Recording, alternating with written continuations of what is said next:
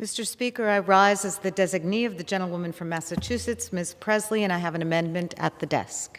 Clerk will designate the amendment. Amendment number 1, printed in Part B of House Report number 117-587, offered by Ms. Scanlon of Pennsylvania.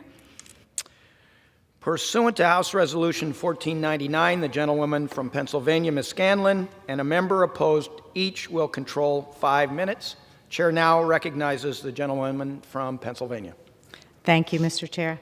I come today before the House first in strong support of Congresswoman Bass's bill, the One-Stop Shop Community Reentry Program Act. Each year, hundreds of thousands of people are released from custody after serving their time, and reentry services are a crucial tool to help these individuals find success when they return home. However, in many cases, returning individuals are not given adequate support to succeed as they reintegrate in our communities. Too often, they struggle to access safe and affordable housing, educational opportunities, and steady employment. This bill will provide critical, accessible, and comprehensive resources to these individuals, including job training and help to obtain IDs, housing, mental health services, and more.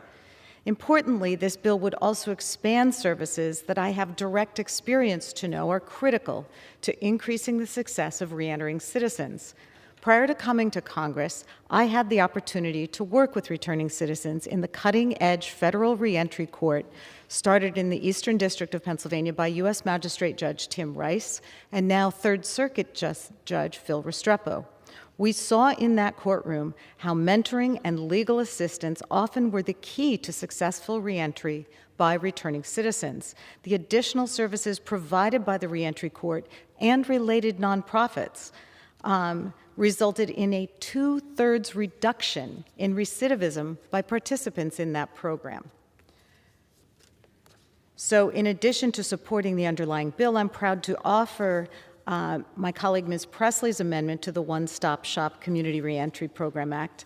This amendment will ensure that the grant program is evaluated for its effectiveness. We know that it's not enough to create a grant program. We must also ensure effective implementation of that program and that the critical government resources we make available are meeting the needs of the intended recipients and are a productive use of taxpayer resources. This additional provision will require evaluation of the grant program and allow recommendations to improve the program and reduce any barriers to access. So I urge my colleagues to support the amendment, and I reserve my time. Gentlelady reserves. The gentleman